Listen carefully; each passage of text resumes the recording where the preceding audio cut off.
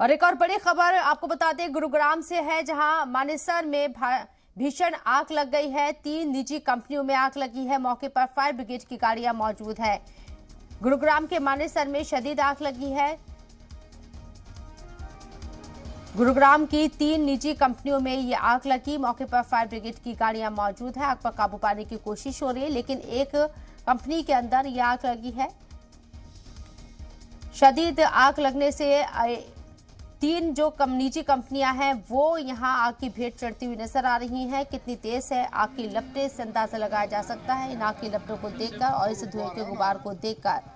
और 3 कंपनियां यहां 3 निजी कंपनियों में ये आग लगी है। बहुत बड़ा नुकसान हो सकता है इस आग से। इन कंपनी मालिकों को ये अंदेशा जाहिर किया जा रहा है, लेकिन फिलहाल आग पर काबू पाने की पूरी कोशिश। आग की लपटें किस तरीके से उठती हुई नजर आ रही हैं ये भी आप देखेंगे, और दूसरी तरफ धुएं का गुबार। इन दोनों तस्वीरों से अंदाजा लगाया जा सकता है कि कितनी खतरनाक, कितनी भयंकर शदीद आग गुरुग्राम में लगी हुई है। और हमारे नुमाइंदे देवेंद्र भारद्वाज हमारे साथ मौजूद है। बात करने के लिए उनका रुख करते हैं। देवेंद्र, गुरुग्राम में ये जहां आग लगी है, अभी सूरत हाल क्या है? क्या आग पर काबू पा लिया गया है या अभी भी आग लगी हुई है?